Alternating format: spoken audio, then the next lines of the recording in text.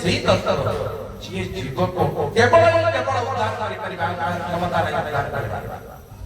ତମେ ବ୍ରହ୍ମା ଦ୍ୱାରରେ ଶିବ ଦ୍ୱାରରେ ଭୁଲ କରିବ, ତମେ ଯାଇକରି ବିଷ୍ଣୁଙ୍କ ପାଖରେ ଭୁଲ କ୍ଷମା ହେଇଛି, ବ୍ରହ୍ମାଙ୍କ ପାଖରେ ଭୁଲ କରିବ ବିଷ୍ଣୁଙ୍କ ପାଖରେ କ୍ଷମା ପାଇ, କିନ୍ତୁ ଗୋଟିଏ ମାତ୍ର ଦ୍ୱାର ଗୁରୁ ଦ୍ୱାରରେ ଭୁଲ କଲେ ତ୍ରିଦେବତାଙ୍କର କାହାର ଶକ୍ତି ନାହିଁ ତମକୁ କ୍ଷମା ଦେବା ପାଇଁ। ସେଥିପାଇଁ ଗୁରୁ ଯିଏ ନ କରିଛି ନ କରିଛି, ଗୁରୁ କରିଥିବା ଲୋକ ସାବଧାନ, ଗୁରୁ ନ କରିଥିବା ଲୋକ ତ ଗୁରୁ କରିବ।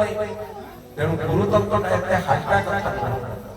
ଗୁରୁ ଦିଅନ୍ତି ସେଦିନ ବଳି ବାମନ ଅବତାରରେ ସ୍ୱୟଂ ନାରାୟଣ ଆସିଲେ, ମନେ ରଖନ୍ତୁ ନାରାୟଣ ଆସିଲେ ବାମନ ଅବତାର ଆସିକରି ଦାନ ମାଗିଲେ, କିନ୍ତୁ ଗୁରୁଦେବ ସେଠି ରକ୍ଷା କରିବା ପାଇଁ ନିଜେ ଶୁକ୍ରାଚାର୍ଯ୍ୟ ଯେତେବେଳେ ସଂକଳ୍ପ କରିବାକୁ ଯାଉଛି ବଳି ବଳି ତ୍ରିପାଦ ଭୂମି ଦାନ ଦେବି ବୋଲି, ସେତେବେଳେ ଯୋଉ ଭୂମି ଦାନ ପାଇଁ ଶୁକ୍ରାଚାର୍ଯ୍ୟ ବାରବାର हे बड़ी तुम्हें ये संकल्प करो नहीं, ये स्वयं बामन नारायण ये तुमको असुविधा कर देवे, किंतु मानिला नहीं बोली बड़ी को असुविधा करिया पे पड़िला। निज भक्तर रक्षा करिबा पाई शुक्राचार्य निजर चक्र मध्य होले जेतबेले कुशरे केते दैचंती शुक्राचार्यଙ୍କର ଚକ୍ଷୁ ନଷ୍ଟ ହେଇଗଲା। ଅର୍ଥାତ ଏ ଭଳି ଶିଷ୍ୟକୁ ଭଲ ପାଆନ୍ତି, ଗୁରୁଙ୍କଠାରୁ ଶିଷ୍ୟକୁ କେହି ଅଧିକ ଭଲ ପାଏ ନାହିଁ।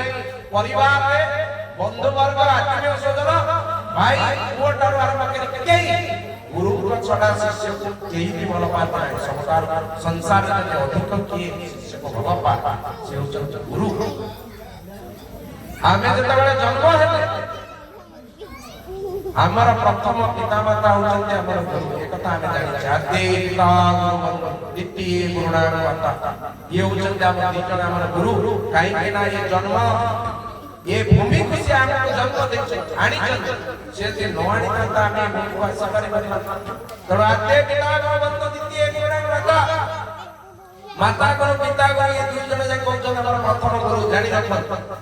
ତାପରେ ଆପଣ ପଠେଇଲେ ବିଦ୍ୟା ଶିକ୍ଷା କରିବା ପାଇଁ ଚାଟଶାଳୀ ବା ସ୍କୁଲକୁ ପଠେଇଲେ ପିଲା ଜ୍ଞାନ ଲାଭ କରିବେ ବିଦ୍ୟା ଶିକ୍ଷା।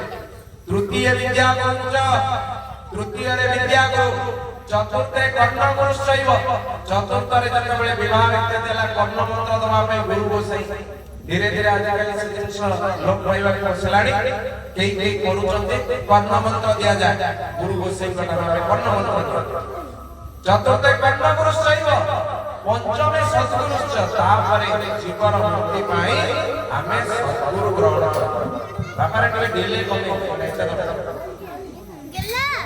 ତେଣୁ ସଦ୍ଗୁରୁ ଗ୍ରହଣ ନ କରିବା ପର୍ଯ୍ୟନ୍ତ ଜୀବନ ଅକୃତ ଗତି ସେ ଜାଣିପାରେ ନାହିଁ। ସେଥିପାଇଁ ସଦ୍ଗୁରୁ ଗ୍ରହଣ କରାଯାଏ।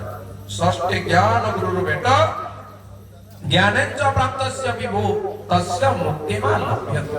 ଇଏ ହଉଛି ଗୁରୁବାଦର କଥା। ତେଣୁ ଏ ଗୁରୁକରଣ କଥା କଣ, କାହିଁକି ଗୁରୁତତ୍ତ୍ୱର ଆଲୋଚନା ଆଜି ଏ ପବିତ୍ର ପୀଠରେ ଗୁରୁ ଭାଇ ମାନେ କିଛି ଅଛନ୍ତି, ଗ୍ରାମବାସୀ ମାନେ ଅଛନ୍ତି। ତେଣୁ ଗୁରୁ ପରମ୍ପରା ହଉଛି ଏଇଭଳି। ତେଣୁ ଗୁରୁ ପରମ୍ପରାଗତ ଶିଷ୍ୟଟିଏ ସେ ଗୁରୁଙ୍କୁ ସମ୍ପୂର୍ଣ୍ଣ ରୂପେ ସମର୍ପିତ ଥାଏ, ତାର କୌଣସି ଦୁଃଖ ନଥାଏ। ଆପଣ ଯେତେବେଳେ ନିଜକୁ ନିଜେ ବୋଝଟା ବୋହିବେ, ନିଜକୁ ନିଜେ ମାଲିକ ବୋଲି ଭାବିବେ, ମୁଁ ସବୁ କିଛି କରିପାରିବି, ତେବେ ଗୁରୁ ଭଗବାନ ଆପଣଙ୍କ ସହିତ ରହିବେ ନାହିଁ। ମନେ ରଖନ୍ତୁ, ମୁଁ ନିଜେ ସବୁ କରିଦେଇ ପାରିବି, ମୁଁ ପାଠ ପଢିଛି, ମୁଁ ବହୁତ କଥା ଜାଣିଛି, ମୋର ଧନ ଅଛି, ମୁଁ ଏଇଟା ବହୁତ କରିଦେଇ ପାରିବି, ଏଇଟା କରିପାରିବି, ସବୁ କଥା ନିଜେ ଯେତେବେଳେ ମୁଣ୍ଡକୁ ନେବେ ଭଗବାନ ଆପଣଙ୍କ